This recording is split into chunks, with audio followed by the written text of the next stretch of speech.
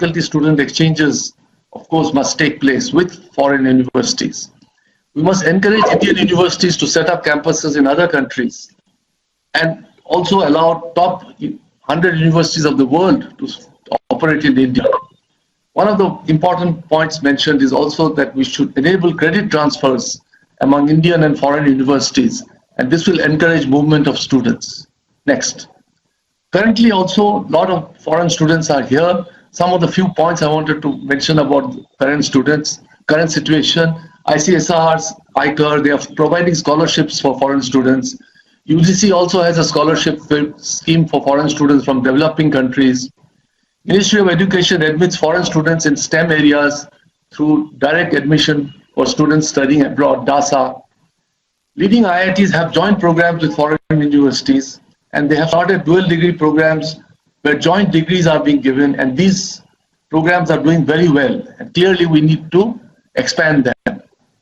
Nalanda University, of course, is a special case, but it's showing us what is possible. Already 65% of its students are foreigners. So clearly, all of us can go forward and do much more than what we are doing now. There's a lot of interest also in traditional textiles and handlooms, and this is picking up of late, and clearly we need encouragement. Next. There are challenges. It's not so straightforward.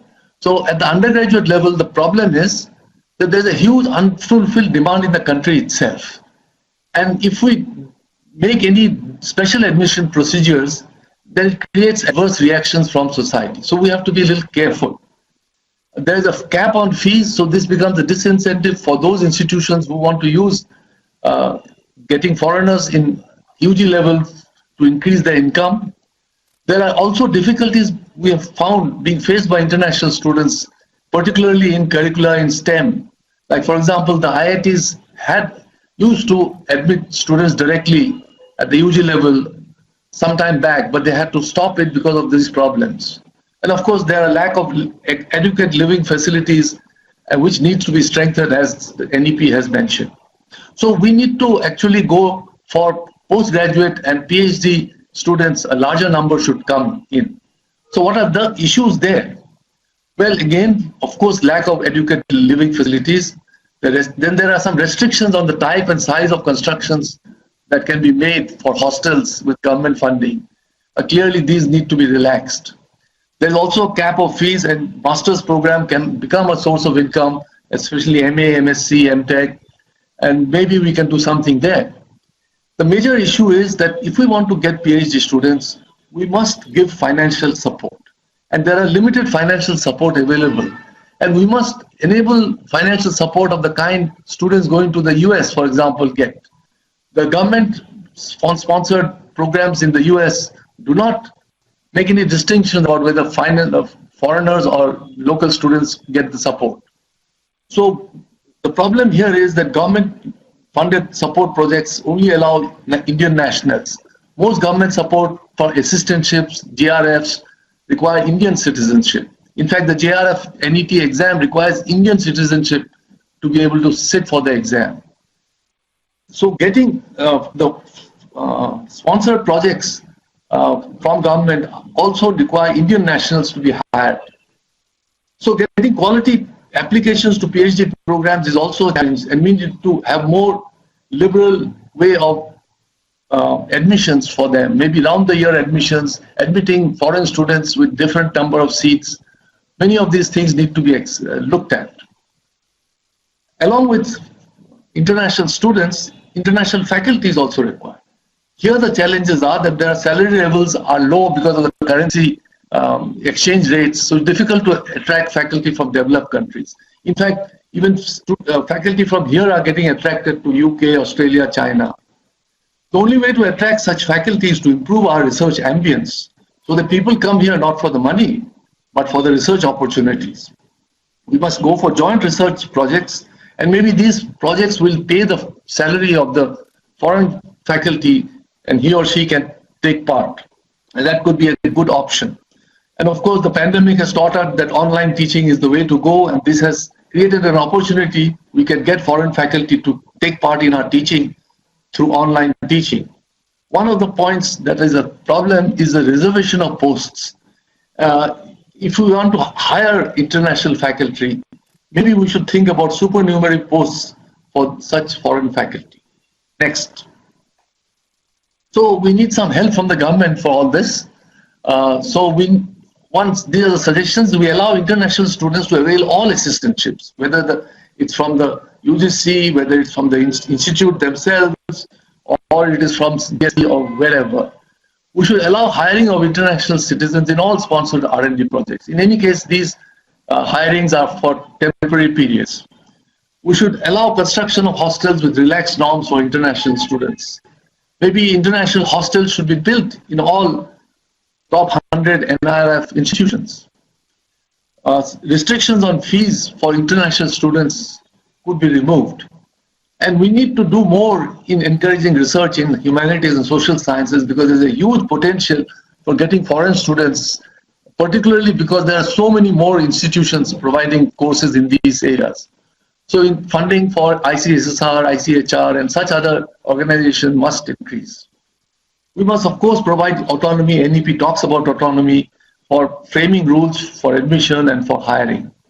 And some of the institutions who don't have that good a branding, a little help from Indian embassies and consulates to get foreign universities and our universities together. Global ranking, the second part of it is about ranking. I'll just have one slide on it. International ranking agencies give significant weightage to the number of international students and to the number of international faculty. And there is a question of perception. And institutions from India suffer on both, and this perception count also. But now if we emphasize internationalization, student input will increase, and hopefully these shortcomings will go down. Faculty hiring suggestions have been made. However, a word of caution is required. We can't be chasing international ranks. We should not go all out just to increase students to get better ranking. That should not be the main goal, clearly. Ultimately, it's the excellence in teaching and research that is and should remain to be the main goals. Perception will improve automatically if we do better. And word about the national ranking, NIRF has brought a lot of discipline and impetus to excel among Indian universities. It needs to be strengthened, and its methodologies need to be reviewed regularly so that we get more and more input and do better. So briefly then, I wish to summarize. The NEP has already mentioned, laid a lot of emphasis on internationalization. It has increased in the last 5 years, but there is a lot more we need to do. There's a lot more we need to do, and all of us in the higher education institutions need to take action. Support from government is essential, and we have made some suggestions. And if we work all together, we will surely achieve the goals of the NEP. At the end of the day, I want to reiterate that it's the excellence in teaching and research that is what is the main thing, and we must not forget about that. Thank you very much. Thank you, Professor Gautam Barua. We have Professor Anil Sahasrabudhe, Chairman, All India Council of Teacher Education, Technical Education. I'll request him for his comments.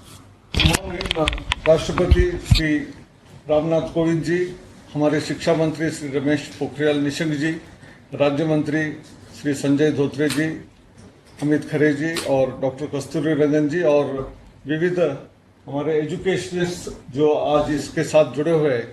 आज इस particular 5वें सत्र में internationalisation and global rankings Gautam Baruah ji और बाकी 6 लोगों ने मिलके बहुत ही बेहतरीन तरीके से हमारे पास प्रस्तुति दी है। उसमें हम सही ढंग से आगे बढ़ सकते हैं।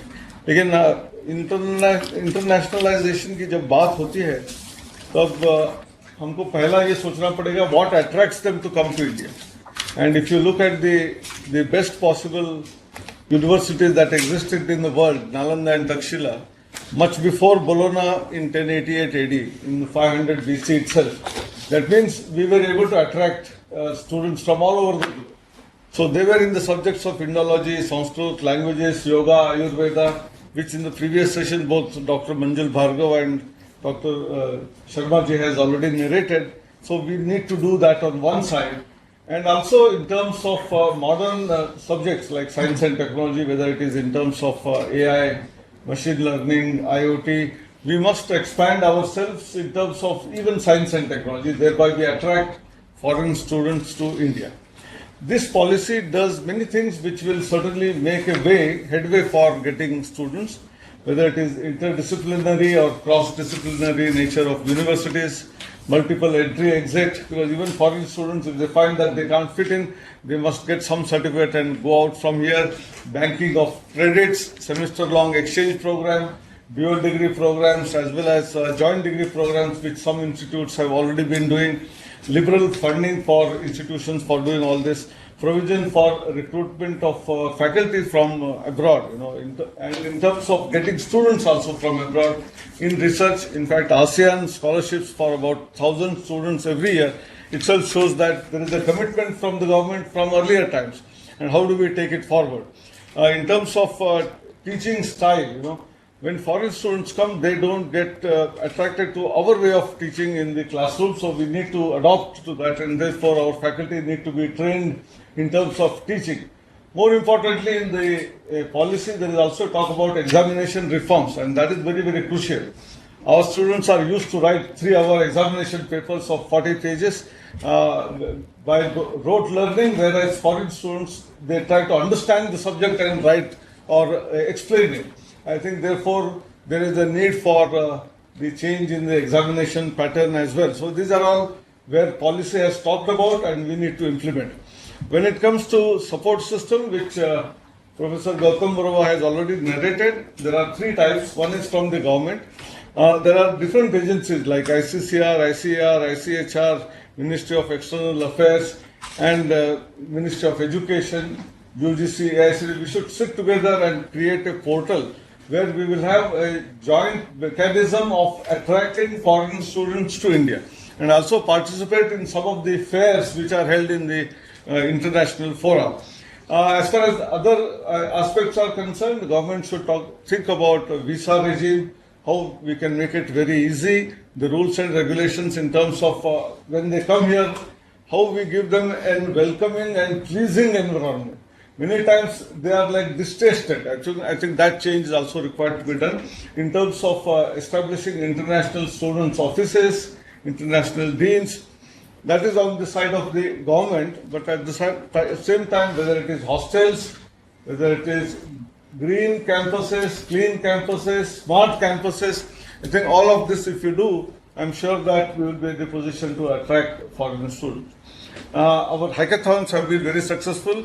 Many countries are participating, whether it is Singapore, ASEAN countries, BIMSTEC, followed by Portugal, Australia. I think we are already becoming international in terms of hackathons. Why not in terms of education? The ratio of 1:10, that students going out are 10 times the students coming in. We need to reverse it. As far as ranking is concerned, some parameters of international ranking systems are not very favorable to us in terms of faculty from different nationalities. We need to work on that. Perception is also another area. The GAN Plus, Spark is certainly going to help. NRF is going to help. I think if you take all these facets, I'm sure we will be able to forge ahead in terms of both internationalization, attracting best universities from the world here, our universities going abroad, at the same time improving our rankings. Thank you very much. Thank you, Professor Sahasrabudhe. And this brings to an end to the session on presentations. Let me thank all the groups, the conveners who had worked so hard on the presentations, and also Professor Manjul Bhargav, Professor D.P. Singh, Dr. K. Radhakrishnan, Professor Vasudha Kamath, and Professor Anil Sahasrabudhe for making their important observations. We will circulate all the presentations to all the Vice Chancellors of the central universities and directors of all the institutions, so that if they wish to have any comment or any suggestion, they can email it to us subsequently. This brings us to the closing session. In fact, I consider it to be my privilege and honor to request and invite Dr. Kasturi Rangan, Chairman of the Drafting Committee of the National Education Policy, for his special address. Dr. Kasturi Rangan has done human service to this nation. I can imagine bringing together more than 2 lakh suggestions and linking ideas with reality, because many a times we have the ideas but we don't know how to realize it. He has done a human service in bringing out the draft policy and now his contribution to the final policy document. I request with pleasure and honor Dr. K. Kasturi Ranganji for his special address. I am privileged to be invited to deliver the special address in the closing session of the Visitors' Conference on implementation of NEP 2020 Higher Education, being organized under the guidance of His Excellency Rashtrapati Ji Sri Ramnath Kovindji. I am honored to be amongst the distinguished personalities like Honorable Union Minister of Education, Sri Ramesh Pokhriyal Ji, Honorable Minister of State for Education, Sri Sanjay Shamrao Dhotre Ji, and visitors of the different central universities, as well as Secretary Higher Education, Sri Amit Khare Ji. It's good to see many eminent educationists among the participants today, that include Vice Chancellors of Central Universities and Directors of Institutions of National Importance of the Ministry of Education and other ministries. I also extend my greetings to many of my valued colleagues who are present here participating in this conference. Professor D.P. Singh, who had an early start with us in participating in discussing the policy, Dr. K. Radhakrishnan, a valued friend of mine, a colleague who took India to Mars, to Professor Vasudha Kamath. She was an internal critic of this committee. She could find out inconsistencies between different arguments and resolve them. That was the value of her. Professor Manju Bhargav, a towering personality whose intellectual and other prowess brought to bear the value to this document. And Professor Anil Sahasrabudhe. You have any problems which are of complex nature, go to him and pick his brain. These are the kind of people with whom we interacted, just to give a flavor. We all recognize the important objective of this meeting, that of listening to His Excellency, the Honorable President, who in his inaugural address provided several insightful observations about this policy to guide us all toward the next step of implementation. I should specifically say I was really thrilled to hear the kind of examples that His Excellency took from Bhagavad Gita, from Acharya Pingala's work, Harvard Business School studies. I think considerable research has gone into it in trying to add value to hear Rashtrapatiji's guidance for this particular policy. During His Excellency's recent address to the governors, I remember this, that's why I'm just quoting this, Lieutenant Governor and State Education Ministers, the Honorable President underscored the importance of bringing in transformative change to the educational system of this country, so as to be aligned to with the challenges of acquiring and updating the skills that are pertinent to the 21st century. Several aspects of education were touched upon by the Honorable President in this connection, that included curricular and pedagogical changes, restructuring of undergraduate education to make it more multidisciplinary and holistic, importance of stepping up research endeavors in higher educational institutions, governance of universities, bringing in regulatory approaches that are light but tight, and the role of technology in strengthening and enhancing the educational system, including its outreach, among others. I may also recall the several reviews that our Honorable Prime Minister carried out of the policy, and the process also suggesting several pragmatic and innovative recommendations as a part of that policy. I shall use the time available to me to briefly take you through some of the principles and considerations that went into the formulation of the policy. Our focus is captured well in one of the statements in our document. Providing universal access to quality education is the key to India's continued ascent and leadership on the global stage in terms of economic growth, social justice and equality, the scientific advancement, national integration, and cultural preservation. Coming to the higher education, the two important policy shifts and research at the undergraduate level are the emphasis on the multidisciplinarity and the holistic approach to education and the 4-year degree program. Here one should recognize India's rich legacy of holistic nature of education dating back to millennia, but which finds a renewed relevance in the context of the contemporary knowledge acquisition and learning. Our present undergraduate system seeks mastery of syllabus and short-sighted policy to be job ready on the day one. This policy recognizes that such an approach is dangerously out of step with a world that is rapidly changing. It recognizes that the students must be given a much broader multidisciplinary foundation so that they can adopt and reinvent themselves as necessary over their entire working lives. The 4-year program will provide students with opportunity to explore their interests and develop a broad base. I also want to stress the holistic aspect of undergraduate education, which aims to develop all capacity. This has been mentioned by many of the speakers, not just intellectual, but aesthetic, social, physical, emotional, and moral capacities in an integrated manner. By integrating social education, vocational education with undergraduate education, the policy ensures that the student will be provided with an avenue into the world of work that will be increasingly important in the 21st century. I want to clearly emphasize this point because we tend to have a very narrow conception of the vocational education and we therefore undervalue it. With advances in technologies like artificial intelligence and augmented reality, we clearly foresee an increasing number of hybrid jobs where a human skill will complement the capabilities of high-tech equipment. The higher education system is therefore necessary to prepare students for such jobs. There is a similarly compelling case for moving school teacher education to higher educational institution. Not only does it immediately raise the stature of the school teachers by placing their profession at par with other options for the graduate, but also recognizes that only the higher education system can provide school teachers with a knowledge base broad enough and deep enough to strengthen our schooling system. The 4-year system will give the students an option to pursue undergraduate research, and honors degree will grant them direct access to PhD program. When it comes to research, the present fragmented system of small colleges cannot sustain quality teaching and research.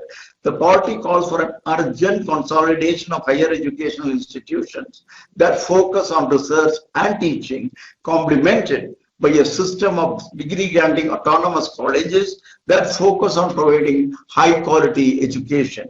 The policy also highlights the critical need for better managed research at all levels, whether it is pure research, applied research, translational research, and research to address specific needs of industry, social problems, strategic demands, and many other such requirements. This management of research will be provided by the National Research Foundation, whose primary role will be to nurture a vibrant research ecosystem through adequate funding, mentoring, and careful monitoring. NRF will support multidisciplinary research in arts and humanities, social sciences, sciences and mathematics, engineering and technology, including education. In fact, His Excellency made a tremendous emphasis in the aspect of research and the importance of India embarking on a major, vibrant research program among the educational institutions. In fact, the education and technology, the other aspect of it, is a research that is crucial not only for achieving higher gross enrollment ratio by improving access to high quality higher education, but in improving the resilience of the entire educational system from disruptions such as the one we are facing today. Again, would like to emphasize His Excellency's emphasis on the use of technology, but with care, with careful selection process that would bring in a lot of scientific basis for the choice of secretary. So National Research Foundation will closely work with the National Educational Technology Forum, an item that will be recommended by in this policy with respect to looking at the technology with all its facets, including the implications to the society. Let me say a few things about what I heard today with respect to this. First of all, I should compliment MHRD and others to see under the Honorable President's advice to go for choice of certain themes which I think is extremely important. We spent a lot of time discussing these themes with respect to their importance and the urgency to introduce it in the educational system. And also I find that the people who have been chosen with respect to crafting this kind of a strategy for moving it forward certainly are some of the most accomplished educationists and academicians in this country. So this, I am sure, will be a set of priority items, whatever was today presented, and this will become the basis for kicking off the educational policy with respect to its ground requirements. Few things, 5 or 6 points I would like to make, which is more a general observation, putting a kind of a commonality between the different recommendations that were made by the various presenters. The first is the need to have an internal reconfiguration of individual institutions. Individual institutions still work in silos. You have a commerce student, an art student, a science student, an engineering student, but they don't speak to each other. So we want to bring in a holisticity in the undergraduate education, for example. We need to really bring in the question of ensuring that there is a synergy between this. So we need to internally reconfigure the system so as to facilitate this kind of an approach. The second part is the institutional restructuring.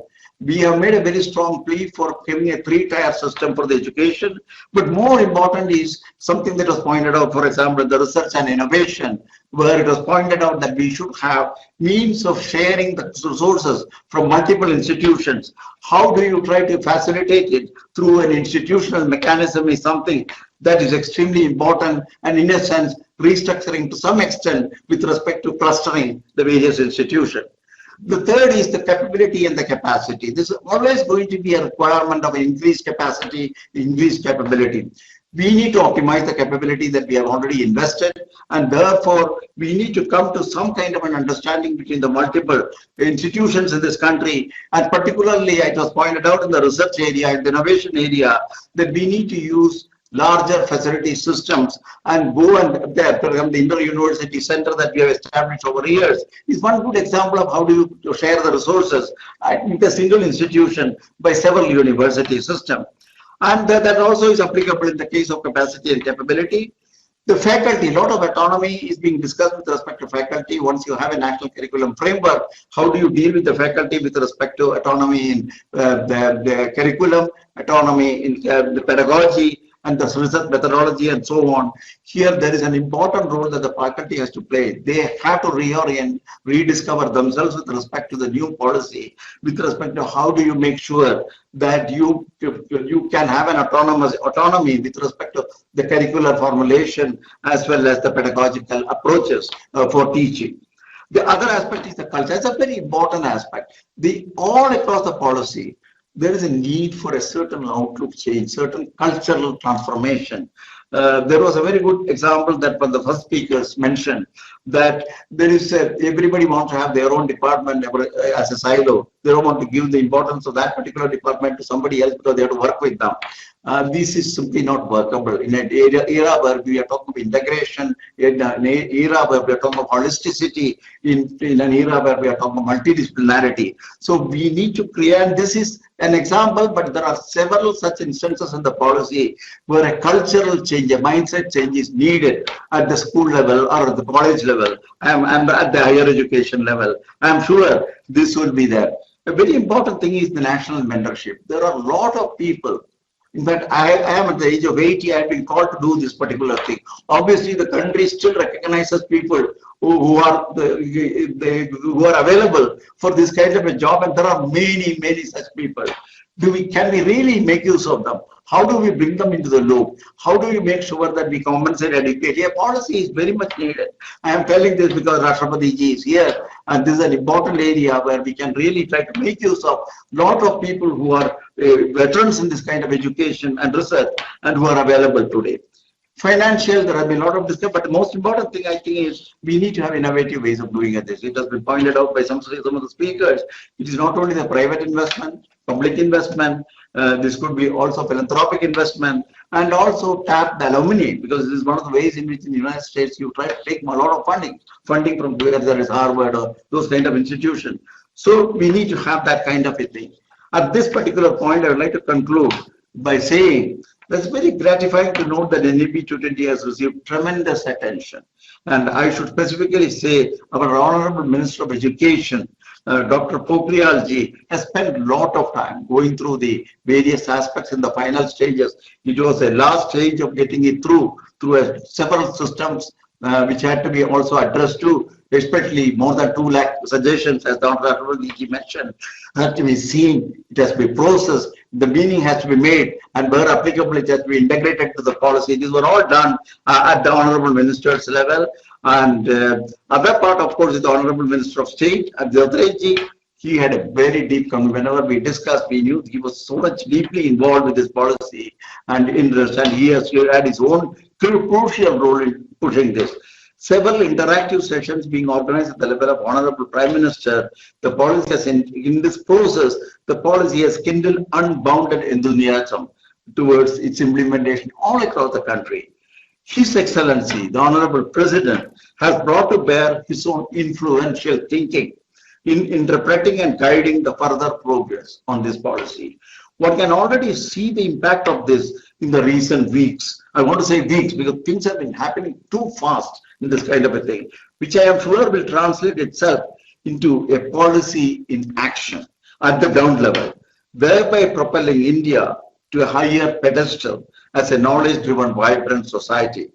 All of us, Honorable Rashtrapati ji, shall play our own humble role in fulfilling Your Excellency's vision and mission to transform Bharat into Shiksha Mahashakti, to use your own words, Rashtrapati ji. Thank you very much.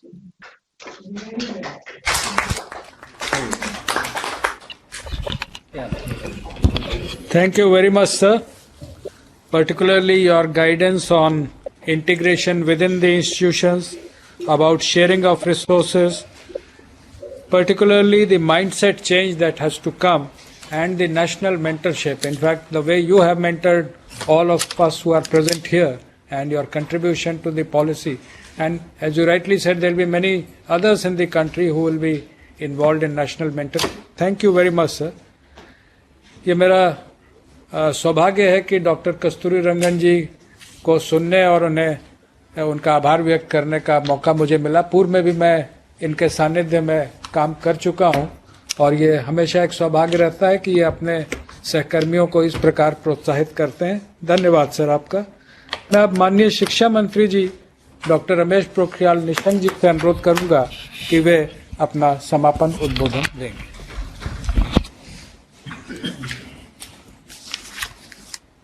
माननीय राष्ट्रपति जी, हम सौभाग्यशाली हैं sir कि आपका एक एक minute हमको मिलता है और मैं पीछे 1 साल से वैदिक समय से सर देख रहा हूं कि आप चाहे हमारे IIT को, IIIT को, केंद्रीय विश्वविद्यालयों को, सभी शिक्षाविदों को समय समय पर आपने राष्ट्रपति भवन में बुला करके और हमको हमारा मार्गदर्शन हमेशा करते रहे हैं और मैं उसके लिए भी आभारी हूं कि इस नई शिक्षा नीति पर जब पीछे के समय में आपने राज्यपालों का सम्मेलन किया था तो राज्यपालों के लिए अलग कमेटी बना करके सर आपने सुबह से शाम तक राष्ट्रपति भवन में नई शिक्षा नीति पर व्यापक परामर्श सर आपके मार्गदर्शन में हमने किया था और उसके बाद जितने सुझाव आए थे हमने आदरणीय कस्तूरी रंगन जी को उसको भेज करके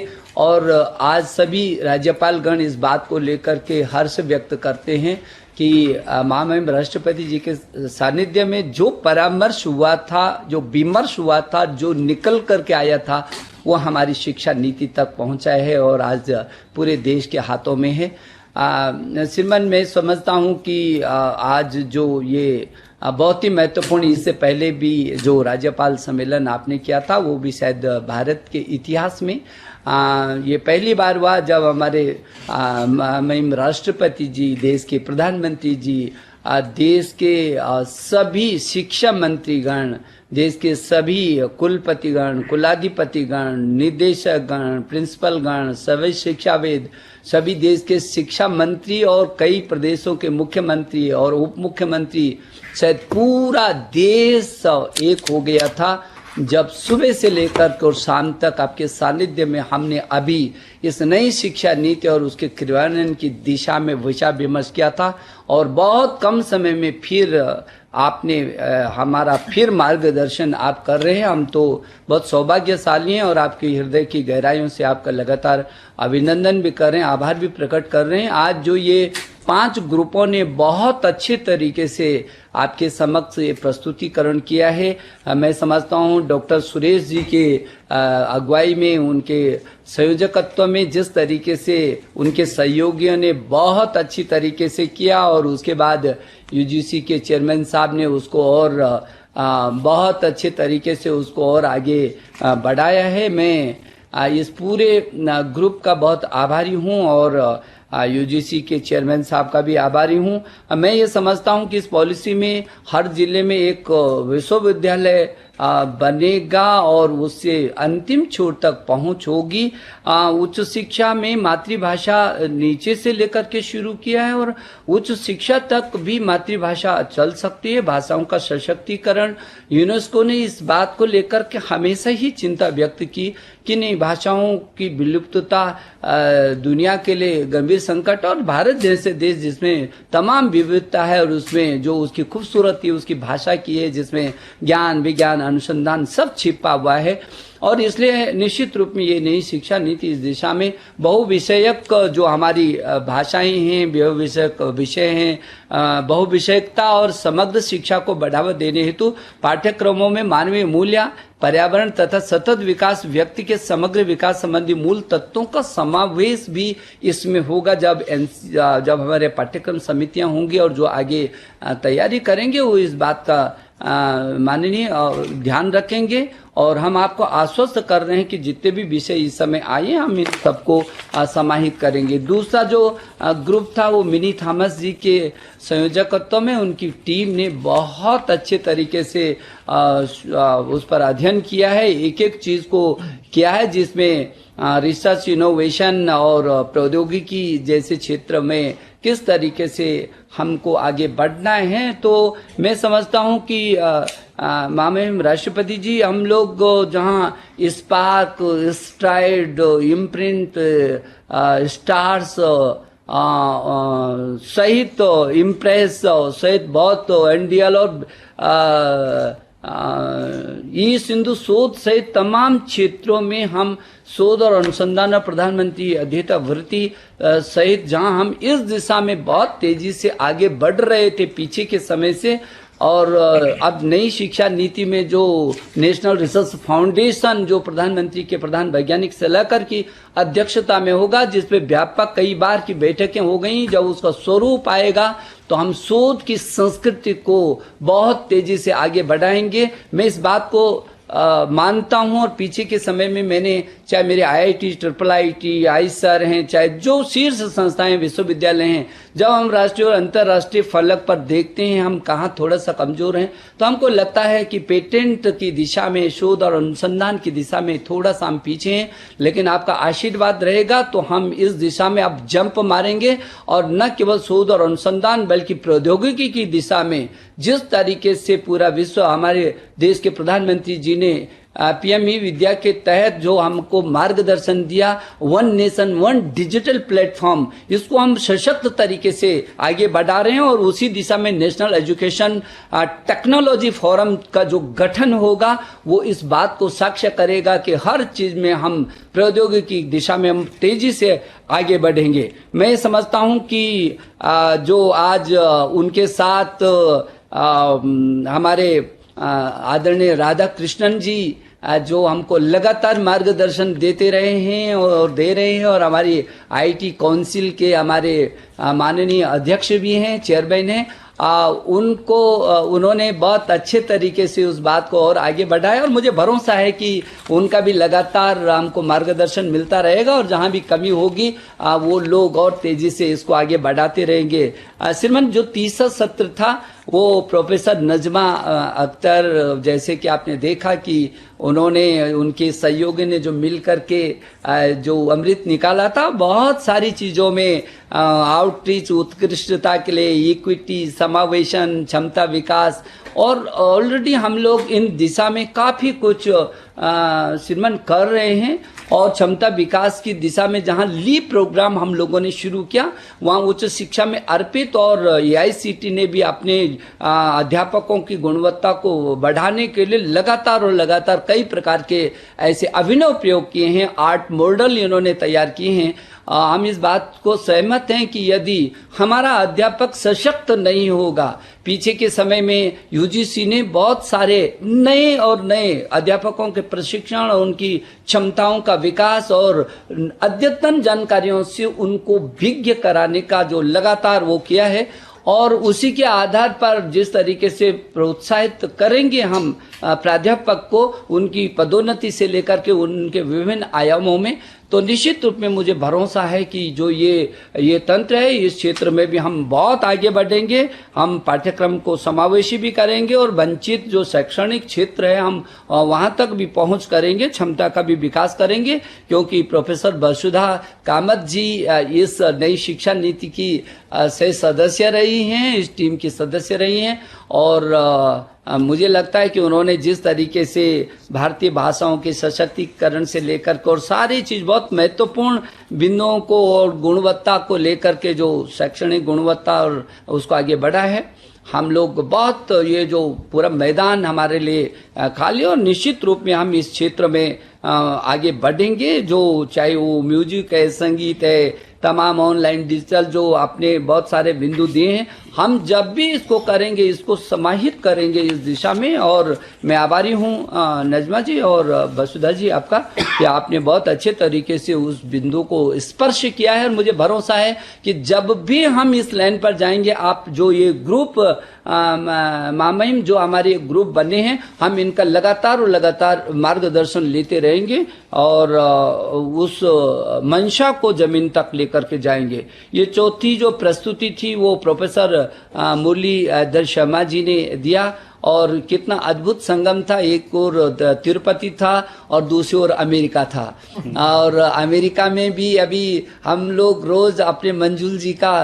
रात्रि जागरण करा रहे हैं श्रीमान, बहुत दिनों से। मुझे लगता है 1 साल से तो 1.25 साल से मैं ही देख रहा हूँ, जब हम लोग इधर जब करते हैं तो रात भर इनको जगना पड़ता है। लेकिन मैं बहुत आभारी हूँ प्रोफेसर मुरलीधर जी, आपने जिस तरीके से प्राचीन को आधुनिक से जोड़ करके और भविष्य के लिए शोध और अनुसंधान की दिशा में वैज्ञानिक विश्लेषण करके उन चीजों को जो हमारी थाती है, जिसके आधार पर ये देश विश्व गुरु रहा है, वो जो ज्ञान, विज्ञान और प्रौद्योगिकी के क्षेत्र में हमारे अपार संपदा है, उस अपार संपदा को किस ढंग से आगे ले जाया जा सकता है। मैं समझता हूं कि मंजुल भार्गव, जितना मैं उनको जानता हूं, देखा है मैंने, लगातार यहाँ भी मिलते हैं, ये जो भारतीय ज्ञान परंपरा का जो इनके मन और मस्तिष्क में गहराई तक जुड़ाव है, मैंने उसको बहुत निकटता से इनको महसूस किया है।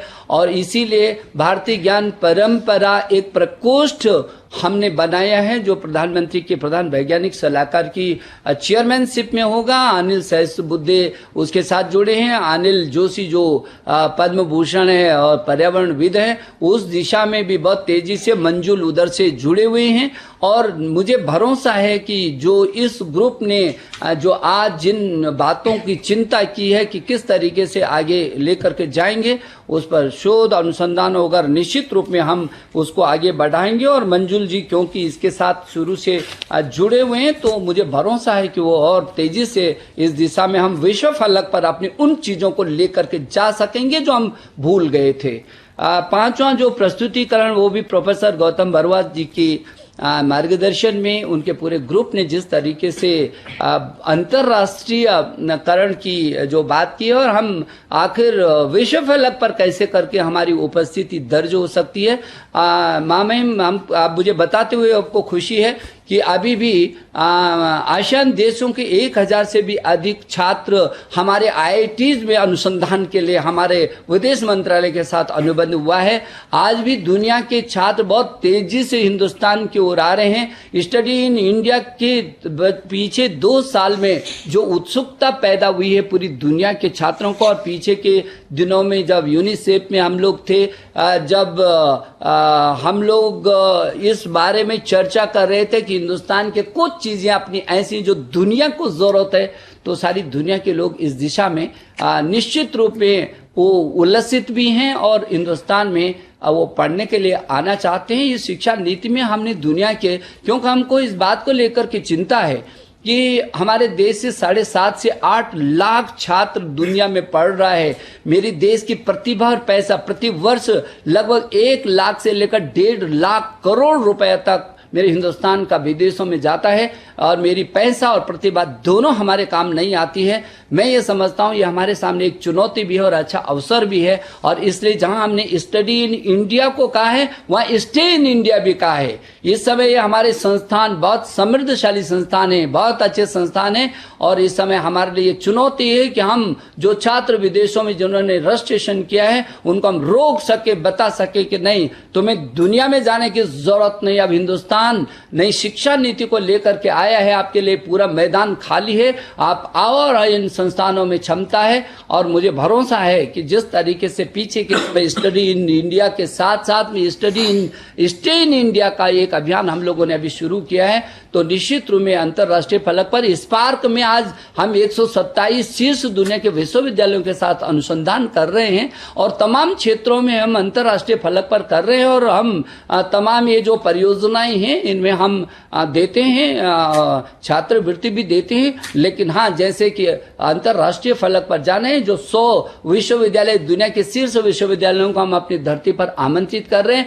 हमारे भी शीर्ष विश्वविद्यालय दुनिया की धरती पर जाएंगे, और जो ज्ञान और ज्ञान प्लस में हमने कहा कि ज्ञान में वहां की फैकल्टी इधर आएगी, लेकिन आपके आशीर्वाद से अब ज्ञान प्लस में हमारे देश की भी जो फैकल्टी है वो भी दुनिया को पढ़ाने के लिए जाएगी। ये पारस्परिक जो अंतर्राष्ट्रीय स्तर पर हम लोग करेंगे वो इस नई शिक्षा नीति के तहत हम लोग निश्चित रूप से आएंगे। जहां तक विश्व रैंकिंग का विषय, चाहे क्यूएस रैंकिंग का हो, चाहे जो टाइम्स रैंकिंग का हो, हम पीछे के समय से काफी आगे हैं, और जो थोड़ा बहुत कमियां हैं उसको भी हम दूर करेंगे। कुछ कमियां उन रैंकिंग वाली संस्थाओं की हैं जो अपने तरीके से वो लीड कर रहे हैं। हमने उनसे संवाद किया है कि हम आपकी इन शर्त पर जो है ये रैंकिंग के लिए, उन्होंने महसूस किया कि हाँ, जो उनकी शर्तें हैं, जो उनका माने कि वो उचित नहीं है, और मुझे भरोसा है कि जिस दिन वो अपने उनमें तब्दील करेंगे उस दिन हिंदुस्तान की संस्थाएं विश्व के शिखर पर पहुंचेगी। मुझे भरोसा है।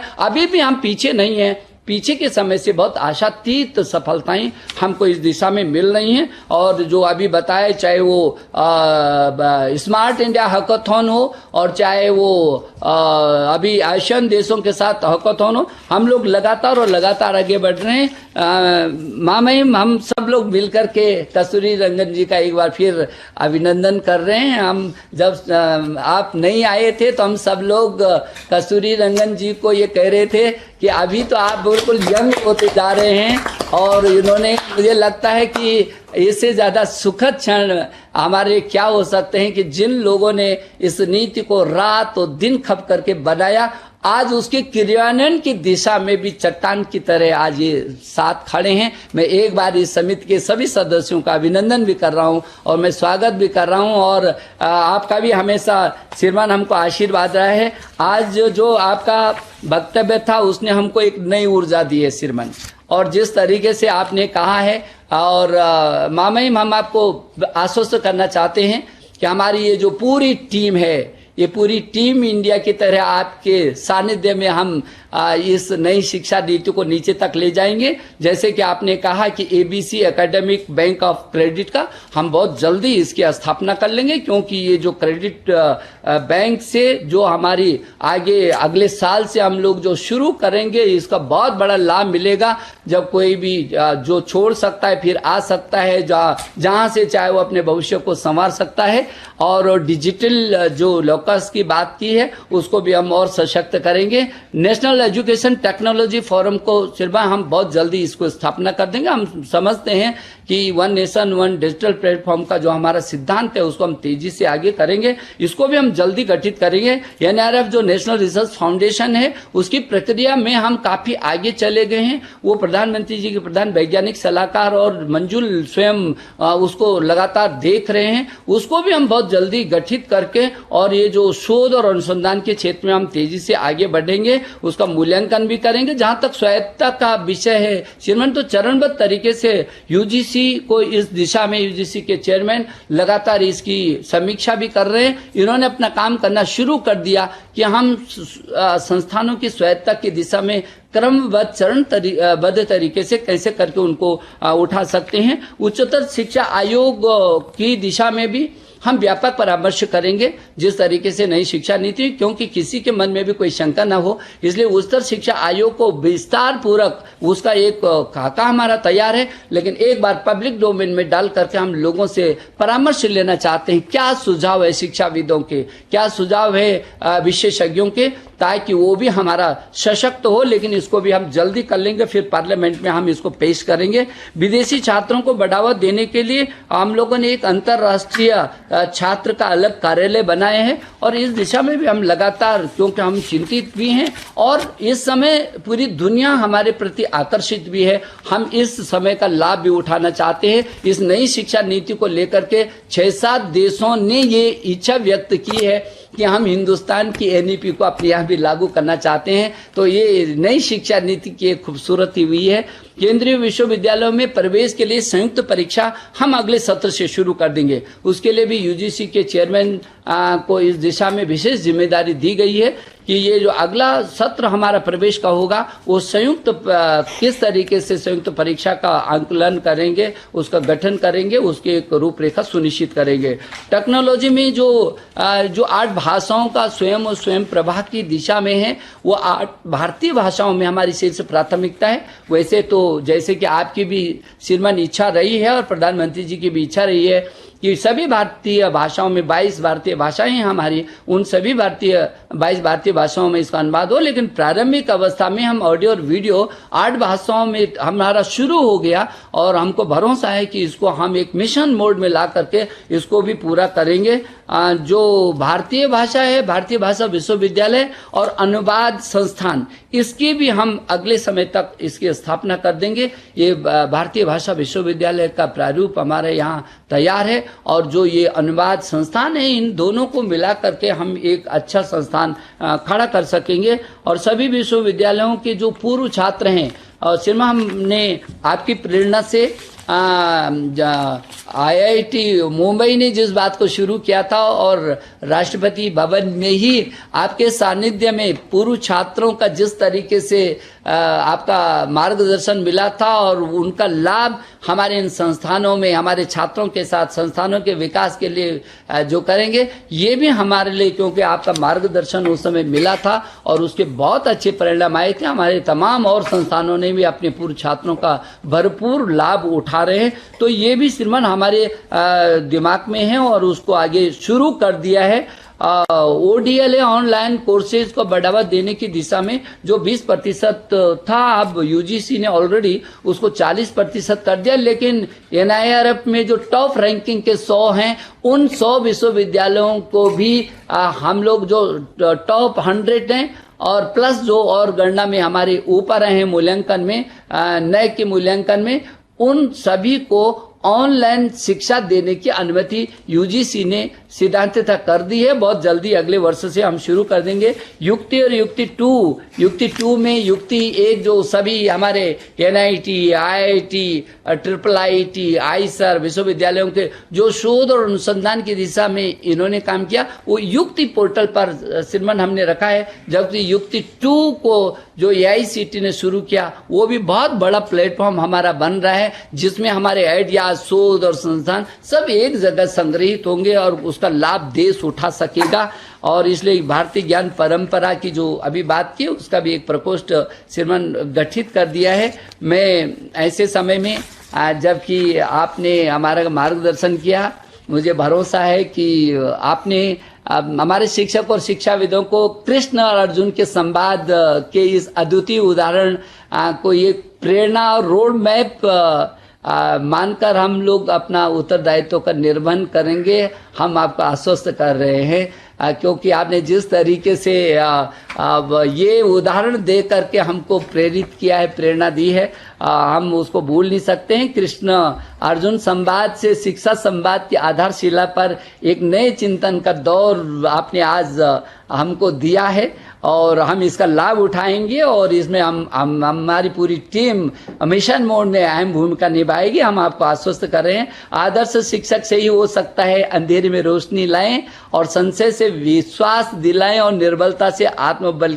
का मार्ग प्रशस्त करें। जो ये आपने हमको सूत्र दिया है, इस सूत्र को हम 24 घंटा पकड़ करके और आगे बढ़ेंगे। इस बात पर विशेष फोकस होगा कि मूल्यों को शिक्षा में किस तरीके से हम लोग समावेश करें। और गांधी जी ने जो कहा था मेरा भारत गांव में बसता है, तो वो जो गांव की आत्मा है उसको कैसे करके हम इस परिकल्पना के साथ जोड़ सकते हैं। मुझे लगता है कि महामहिम आप के मार्गदर्शन में जब भी हमको आवश्यकता होगी तब तब हम आपके पास आते भी हैं, आए भी हैं, आएंगे भी और हमको भरोसा भी है क्योंकि आपने हमको काफ़ी छूट दे रखी है कि जब चाहे हम आपके पास आ जाते हैं और पता नहीं हमको बहुत अधिकार आप पर ऐसा महसूस होता है, हमको आशा का संचार होता है। हमारी पूरी टीम, पूरा देश का शिक्षा परिवार आपकी प्रेरणा से आह्लादित होता है और बहुत आपके मार्गदर्शन में बहुत अच्छा परिवेश इस समय पूरे देश के अंदर शिक्षा का हुआ है। हमको भरोसा है कि हम आपके मार्गदर्शन में प्रधानमंत्री जी की प्रेरणा से पूरे इस भारत को विश्व की ज्ञान की महाशक्ति के रूप में स्थापित करेंगे। एक बार जो सब लोग जुड़े हैं श्रीमान आपके आशीर्वाद से, आपके सानिध्य में हम सब लोग जुड़े हैं, एक बार फिर हम हृदय की गहराई से आपका अभिनंदन करते हैं, आपका आभार प्रकट करते हैं। बहुत बहुत धन्यवाद। धन्यवाद माननीय मंत्री महोदय, आपने पूरे मंत्रालय की और उच्चतर शिक्षा विभाग की एक रूपरेखा आगे किस तरह से हम राष्ट्रीय शिक्षा नीति का कार्यान्वयन करेंगे इस पर एक विस्तृत चर्चा जो दिन भर हुई है उसका संक्षेपण आपने अभी किया। मैं माननीय शिक्षा राज्य मंत्री श्री संजय धोत्रे जी से अनुरोध करूंगा कि वे सभी माननीय राष्ट्रपति महोदय एवं सभी अतिथियों का धन्यवाद करें। नमस्कार। माननीय राष्ट्रपति आदरणीय श्री रामनाथ कोविंद जी, माननीय शिक्षा मंत्री डॉक्टर रमेश पोखरियाल निशंक जी, राष्ट्रीय शिक्षा नीति 2020 के ड्राफ्टिंग समिति के अध्यक्ष डॉक्टर के कस्तूरी रंगन जी, IIT परिषद के स्थायी समिति के अध्यक्ष डॉक्टर के राधाकृष्णन जी, राष्ट्रीय शिक्षा नीति 2020 के ड्राफ्टिंग समिति के सदस्य प्रोफेसर वसुधा कामत जी, प्रोफेसर मंजुल भार्गव जी, विश्वविद्यालय अनुदान आयोग के अध्यक्ष professor doctor DP Singh ji, Akhil Bharatiya तकनीकी शिक्षा परिषद के अध्यक्ष प्रोफेसर अनिल सहस्त्रबुद्धे जी, उच्चतर शिक्षा विभाग के सचिव श्री अमित खरे जी, विभिन्न विश्वविद्यालयों के कुलपतिगण, प्रतिष्ठित संस्थानों के निदेशक एवं अन्य सम्मानित अतिथि, आप सबका हार्दिक अभिनंदन और प्रणाम। यह मेरा परम सौभाग्य है कि कुलाध्यक्ष महोदय जी के प्रेरणा से राष्ट्रीय शिक्षा नीति 2020 के कार्यान्वयन उच्चतर शिक्षा विषय पर आयोजित इस सम्मेलन में भाग ले रहे विभूतियों और विद्याता जनों को धन्यवाद ज्ञापन करने का अवसर मुझे प्राप्त हुआ। आज का यह सम्मेलन भारतीय शिक्षा व्यवस्था में वांछित रूपांतरण की दिशा में एक महत्वपूर्ण कदम है और आने वाले दिनों में राष्ट्रीय शिक्षा नीति के सफल कार्यान्वयन की यात्रा में अत्यंत मददगार साबित होगा।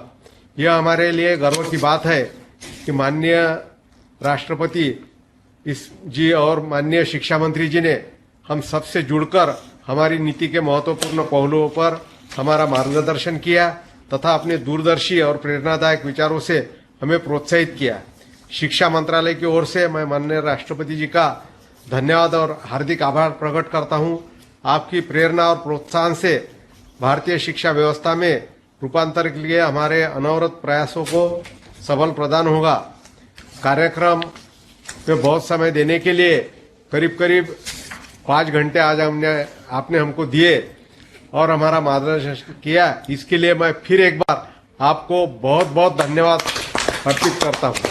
मेरा हार्दिक धन्यवाद माननीय शिक्षा मंत्री डॉक्टर रमेश पोखरियाल निशंक जी को है, जिन्होंने आप सबके माध्यम से देश संस्कृति, महान परंपरा और वैभवशाली इतिहास से समृद्ध आधुनिक भारत की नवीन राष्ट्रीय शिक्षा नीति 2020 के ध्येय और लक्ष्य को कश्मीर से कन्याकुमारी तक और अरुणाचल से ओखा तक पहुंचाने के लिए निरंतर प्रयत्नशील और कृत संकल्प जाहिर किया।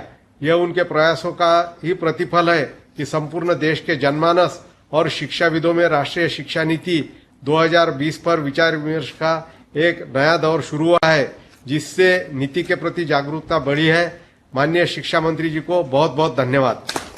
मैं विशेष रूप से राष्ट्रीय शिक्षा नीति 2020 के ड्राफ्टिंग कमेटी के अध्यक्ष आदरणीय डॉक्टर के कस्तूरीरंगन जी को धन्यवाद देता हूं, जिन्होंने इस राष्ट्रीय शिक्षा नीति 2020 के निर्माण से लेकर इसके क्रियान्वयन हेतु चल रहे प्रयासों में शिक्षा मंत्रालय के साथ कदम से कदम मिलाकर चलने की अपनी प्रतिबद्धता तथा संकल्पों को दोहराया है और समय समय पर हमारा मार्गदर्शन किया है। महोदय, आज के सम्मेलन में आपके विशेष संबोधन के लिए आपको विशेष धन्यवाद। मैं राष्ट्रीय शिक्षा नीति 2020 के ड्राफ्टिंग कमेटी के सदस्य प्रोफेसर वसुधा कामत जी तथा प्रोफेसर मंजुल भार्गव जी भी इस सम्मेलन में जुड़कर अपना सहयोग देने के लिए आपका भी धन्यवाद ज्ञापित करता हूं। मैं सम्मेलन में शामिल होने के लिए विश्वविद्यालय अनुदान आयोग के अध्यक्ष प्रोफेसर डीपी सिंह जी तथा अखिल भारतीय तकनीकी शिक्षा परिषद के अध्यक्ष प्रोफेसर अनिल जी सहस्त्रबुद्धे को भी धन्यवाद देता हूं। सम्मेलन के विभिन्न सत्रों में दी गई प्रस्तुतियों पर इनके विचार अत्यंत महत्वपूर्ण है। सम्मेलन में शामिल होकर राष्ट्रीय शिक्षा नीति 2020 की प्रमुख बिंदुओं पर विभिन्न सत्रों में प्रेजेंटेशन देने के लिए मैं professor E Suresh Kumar, professor Minisha G Thomas, professor Najma Akhtar, professor Muralidhar Sharma, professor Gautam Baruah ji तथा उनके सहयोगी सभी को मैं धन्यवाद देता हूं। मैं अन्य सभी विशिष्ट अतिथियों और उन दर्शकों को भी धन्यवाद देता हूं जो डिजिटल माध्यम से हमारे साथ में शामिल हुए। अतः मैं इस आशा के साथ आज के सम्मेलन से उत्पन्न विचार रत्न राष्ट्र निर्माण के संकल्प सिद्धि में एक सार्थक माध्यम बने। मैं उन सभी को धन्यवाद देता हूं जिन्होंने इस सम्मेलन को सफल बनाने में प्रत्यक्ष या अप्रत्यक्ष रूप से योगदान दिया है। धन्यवाद, नमस्कार, जय हिंद। माननीय राष्ट्रपति महोदय, अनुरोध है कि कुलाध्यक्ष सम्मेलन के समापन की कृपया अनुमति दी जाए।